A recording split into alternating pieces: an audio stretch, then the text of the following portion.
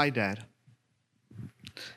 It's not easy talking to somebody you've never met, to somebody that passed away before I was born, to somebody that was taken from us at the age of 37 from melanoma while my mom was 6 months pregnant.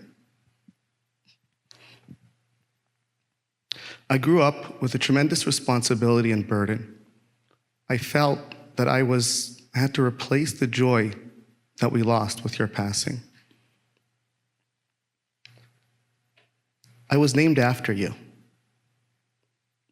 That's not something we do in our religion. We don't name after the living. But I was named after you. And that put a tremendous burden and responsibility on me. I'm standing here talking to you. I don't know if you hear me. I don't know if you've ever heard me. But here's what I do know. I do know that I hear you, and I've heard you. I grew up. I met Chana. I married Chana, my wife, my beautiful wife. And right around the time that we had our first child, my daughter Eliana, I received a couple hours of audio tape of you. And for the first time in my life, at the age of 26, I heard your voice. I saw the way you respected your mother, that even though she lived far away and you couldn't afford the long-distance bill, you made sure to record yourself. You recorded yourself playing with the kids, my siblings. You recorded yourself singing. You recorded yourself having conversations. And for the first time in my life, I realized what I had missed. And just at that time in my life, when I needed you the most, there was one tape that was a highlight for me. You were talking about how wealthy you felt. Not because of the money you made, you could barely pay your bills, but because of your family, your wife, your kids, your friends, your community. And at that time in my life, when I was starting my own family and had my first child, I heard you. I heard you. A few months ago, right before I had my baby boy, I was sitting in the synagogue one Saturday. I was talking to somebody and I was complaining about something or another. An older gentleman came over to me and he asked me my name. Because I'm named after you, he knew who I was right away. And he said to me, "Let me tell you something, a story about your father." I was one of the last people to go visit your father before he passed.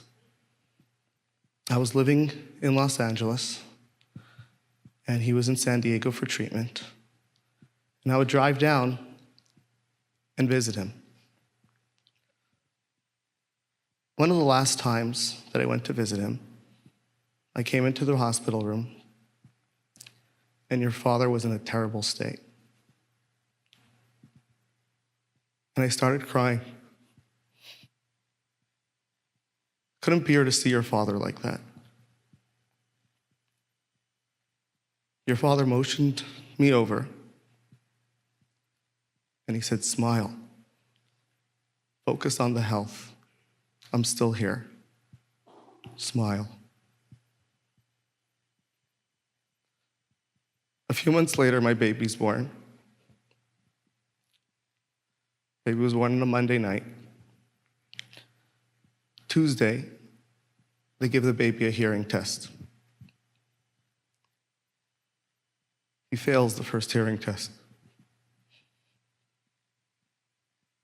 Wednesday, they gave the baby another hearing test. He failed that hearing test too. We went home. That Friday, we rushed to the pediatrician again to have another test. Me, Chana, my mother-in-law, we took another test. The baby failed the hearing test.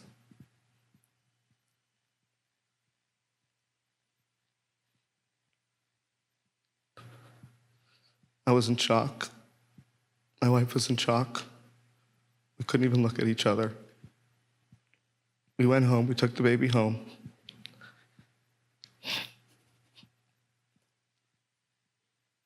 We went to our bedroom, because that was the only place that no one was around. We looked at each other, and we started crying. We both broke down. And in that moment, I heard you. Focus on the health. Smile. Focus on the health. I looked at Chana and I said, we have a healthy baby boy. I don't know if he can hear or not. Let's focus on the health. We'll get through this. I heard you. We were supposed to have another test that Tuesday, and I asked Hannah to push it off a week, because I was going to go visit you. I was going to go to New York and visit you at your gravesite. I went to visit you. I poured my heart out, and I felt relieved. I came home. We had the test the next Tuesday, and thank God he passed the test.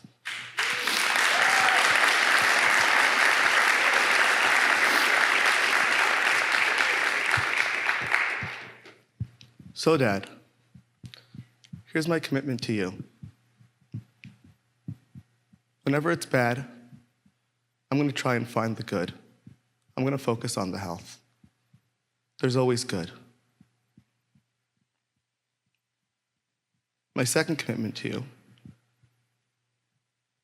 is to not forget what's truly valued, what makes you truly wealthy. Not the money in my bank account, but my wife that's sitting in the audience and my children that are hopefully sleeping at home. Good night, Dad.